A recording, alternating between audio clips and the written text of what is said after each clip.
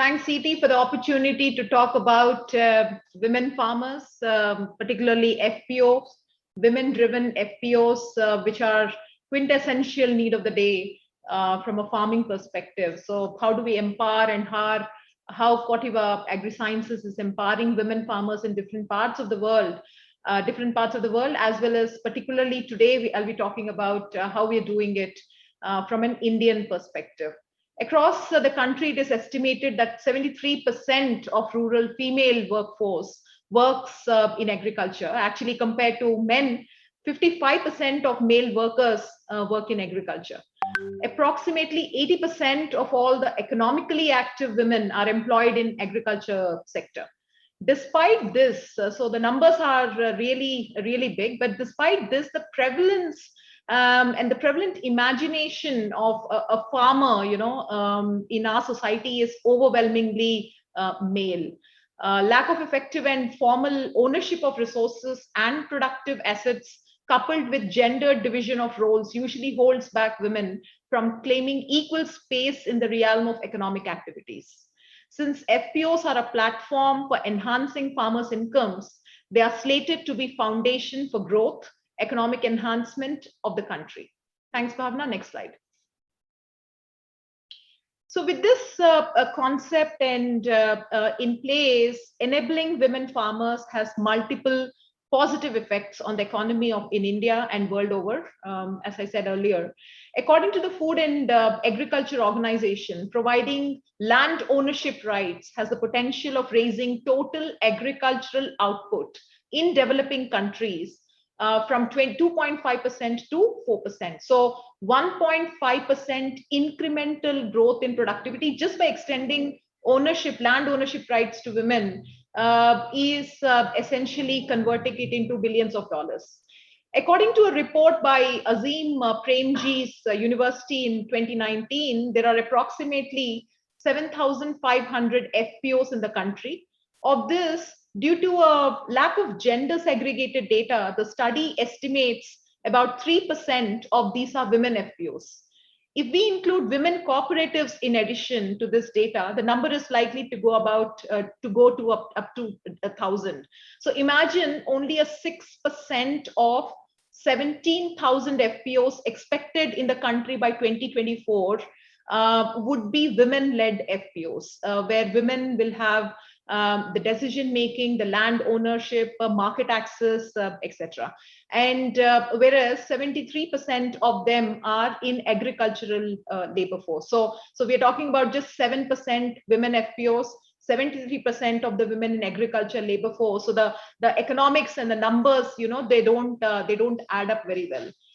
So in Corteva Agri-Sciences, through a collaborative approach, we have come up with a 3C concept in terms of how do we enhance the contribution of women from in an FPO driven environment.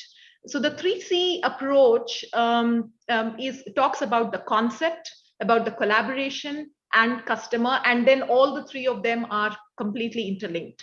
So the concept cannot work very well without a collaboration, the collaboration cannot work without a customer, and then all of them are interrelated or interlinked. Now, when it comes to a concept, a localized holistic approach and an enhanced role of women collectives vis-a-vis promoting sustainability and livelihoods in agriculture and allied activities, they would include inclusion of women cultivators in the land records, land ownership, which we are talking about, enhancing practices, choices, and the concerns of women farmers in the areas of seed production, agrobiodiversity, sustainable agriculture practices, and natural resource management. And license actually needs to be given or provided to the partners, I mean the women FPO owners or the women workforce who's driving the FPO, women-led FPO, because one of the other things the other criteria which is required to have a license to sell pesticides is the eligibility criteria includes the board member, at least one of them should be Agri graduate. Now, if you look at rural women workforce, you would hardly find 10% of the population actually graduates, and that too in agriculture. So that's also one of the bottlenecks. And then all that comes into the conceptualizing this FPO work in India. The second part, which is very important, is a collaboration empowering women in resource efficient agriculture value chains. When women are linked to agriculture value chains for production, all the way from processing to marketing and market access is important. So collaboration across the value chain is very important. And the third piece, very important, is that, what's the value that the end user or the customer is actually realizing from a women-led FPO organization. So basically, all this enhanced practices, agronomic interventions, sustainable agriculture practices results in better yields, better income, which translates into better income, enhanced crop rotation, and diversification opportunities for women. Thanks, Bhavna. Next slide. Just to put this entire concept, collaboration and customer into perspective of a real-time example that Corteva is working on a shared value initiative. We have conceived this initiative in partnership with an organization called Agri Entrepreneurship Organization. This model we call as Agri Entrepreneurs Model, Women Agri Entrepreneurs Model. So this we have exercised for the first time in our rice cultivation areas, particularly in highly dense rice cultivable land areas in Uttar Pradesh. So due to small land holdings, and Indian farmers do not own the farm mechanization equipment, hence manually perform all the labor intensive activities. So there are multiple ways this women-led agri entrepreneur model will work. First is that agri entrepreneurs will be trained from professional organization or institutes such as NIAM and shall be certified and established in the rural geographies. The agri entrepreneurs will also extend farm mechanization services such as sowing services, spraying services, etc., to the farmers, addressing the challenge of direct seeded rice adoption. Developing agri entrepreneurs shall also create job opportunities. Actually, these are local level job opportunities, ensuring a socio-economic benefit to the farmers, women farmers particularly, because rice is a very women farmer oriented crop. Certified professional is available locally to provide consultation for farming, community, agronomic services, etc. So it's a full-fledged model. But then in this entire model, you see the bottom, there's a green highlighted area where we're talking about this integrated rice solution, where collaboration is essential here. So establishing custom hiring centers under this FPO umbrella, so the women farmers who are unable to buy mechanization equipment, they can get some credit facility. Financial literacy is important. What's the ROI they are getting with or without this farm equipment is also important. One of the other important criteria here is the credit linkages. So the collaborative part of credit linkages, where a government of India has actually launched a lot of schemes, but women farmers, particularly in these regions, they are unaware of so many schemes. At least bringing awareness among these farmers, about these schemes and how can they avail these schemes. That's going to be very important. And the last collaboration piece is, of course, linking to the agri value chain. That's essentially the most important component of this collaboration. So a lot of women farmers have benefited through these agri entrepreneur model in Uttar Pradesh. We want to fine tune the model as we pilot it in UP to other parts. So MP will be our next area of focus, and then followed by Jharkhand, Chhattisgarh, etc., wherever the rice concentration happens. Thanks, Bhavna.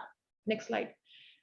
Just one more example is actually establishing women-led FPOs in Bhaura and Paraswada regions in Madhya Pradesh. Here the problem is And the focus has been about the local maize seed production. So cultivation of maize is a different thing, but maize seed production during the Rabi season, unavailability of variety, high quality hybrid seed, etc., and then mechanization facilities also plays an important role. Most importantly, where do the farmers go and sell this produce, right? And how do they have this access where to sell? So this women-led FPO, which has been established in partnership with the NGO called Pradhan, has helped by providing technical grooming of agriculture entrepreneurship and leadership training to build confidence, financial literacy, how to grow a maize crop profitably, agronomic intervention, etc., which has really led to the best practices in corn among these FPOs. And more importantly, the FPO was made as an effective platform for women in expressing their entrepreneurial capabilities and skills for running a really sophisticated business and really getting to a self-reliant business environment. Just concluding, what we are envisaging for women farmers, there seems to be empirical evidence that bridging the gender gap in agriculture will result in increased sustainable measures in agriculture. But it is not just percentage increase of women farmers, but the better representation of women farmers across various aspects of agriculture, such as producing, harvesting, market access, marketing the produce, how do we label the produce, how do we sell it. So can we help it, can we all have a look at developing different models for bringing forth more women farmers, more women-led agri entrepreneurship models, farm enterprises, that will benefit not only women, but larger extent the farming community. Thank you so much.